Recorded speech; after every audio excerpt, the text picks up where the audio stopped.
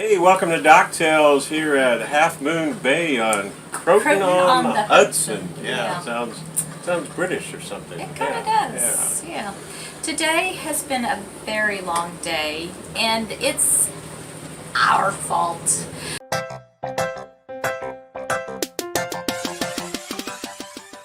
We were going from Manasquan Inlet in New Jersey to see the Statue of Liberty and then to stay there by Liberty Landing Marina, which is just right there around from the statue. And we were going to pay the big bucks to stay there. We were. Like $6 a foot to stay there. That's a lot. But we were going to do that. We were going to say, hey, you know, it's a chance to stay here and to have the whole experience. Well, then we got there to the statue, and it was only about 11 o'clock in the morning.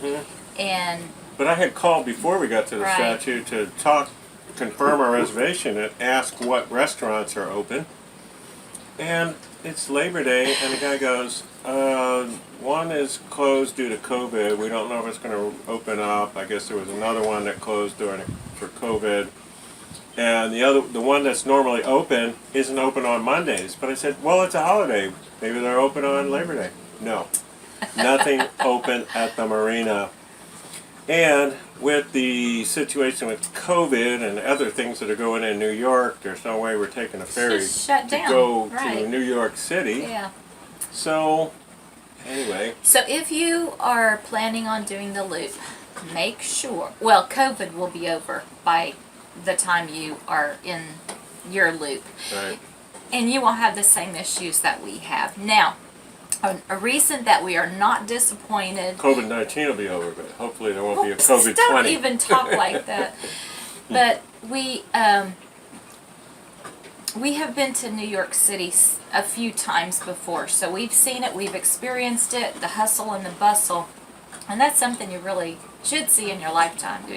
Hopefully it'll come back and be like that once again. But because that's our experience, we're okay not staying there, you know, spending the big bucks to just sit on the boat and eat leftovers. We decided just to move on down the Hudson to Croton-on-the-Hudson. Yeah, it's actually up the Hudson, Up but the it was Hudson. kind of down the Hudson because we had a current taking us. The tide was pushing us up the river, which was nice. Right. So we got here. We've been here before. Now, when you're planning your loop and you go to the Statue of Liberty, you need to pre-plan to have a buddy boat with you, so they can take your picture in front of the Statue of Liberty, and then you can flip around and take their picture. That way, both of you will have great, awesome pictures. Now, the first time we had a buddy boat, and it was so foggy, you couldn't see anything except our boat and the Statue of Liberty, and it was still beautiful. Today, we had a gorgeous, sunny, beautiful day. But no planned buddy boat.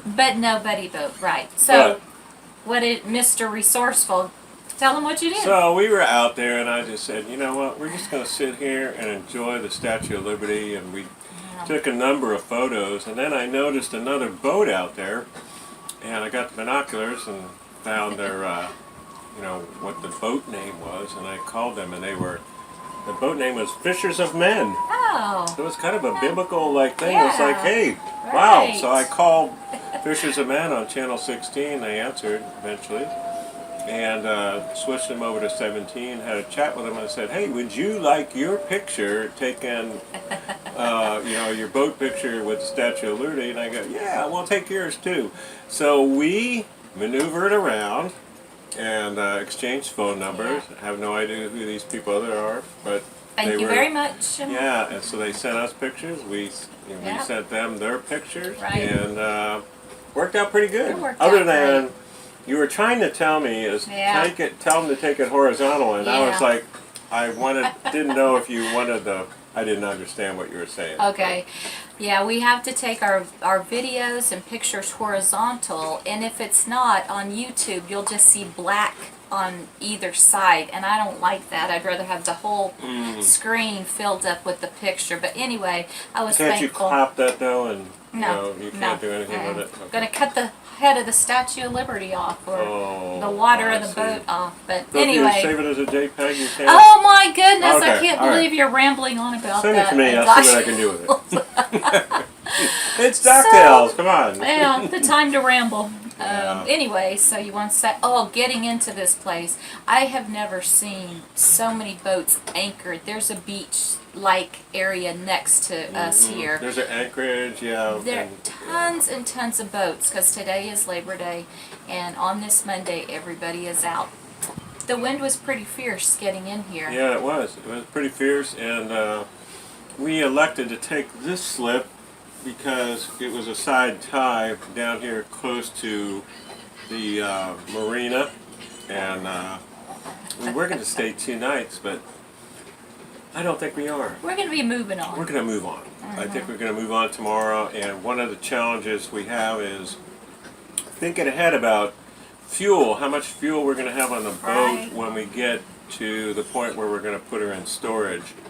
So what I've been doing up there was calculating how many more miles it is, and just kind of, a wag, W-A-G, wild ass guess, a wag. Oh my goodness, so embarrassing. How much fuel we should take on, and where should we put it in the tanks, and then how I'm going to burn it off so that the boat will be balanced and we have a little bit of fuel in the tanks when we get there, but not too much. So I'm going to be coordinating with the place that's going to haul us out, and also tomorrow we found a marina that has fuel at a pretty decent price tomorrow.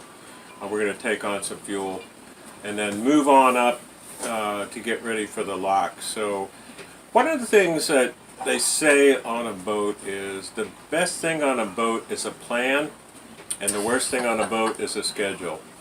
So you can see our schedule is just kind of gone out the window. All over And the place. we're just kind of saying, hey, we know we have to be through the Erie Canal and the Oswego Canal by October 14th. So we're saying, hey, we want to be through the last lock of the Oswego Canal no later than like the 2nd of October, planning on that. So we get up to Alexandria Bay to get her in winter storage. So we're going to be working that, and we have plenty of room in the schedule to do that.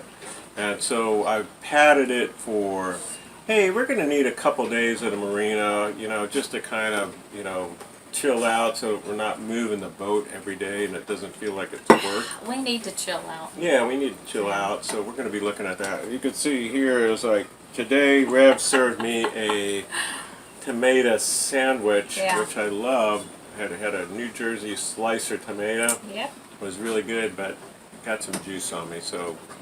They probably didn't even notice. In the Air Force, I guess they don't really tell us to have table manners like they do in the Army. So, anyway.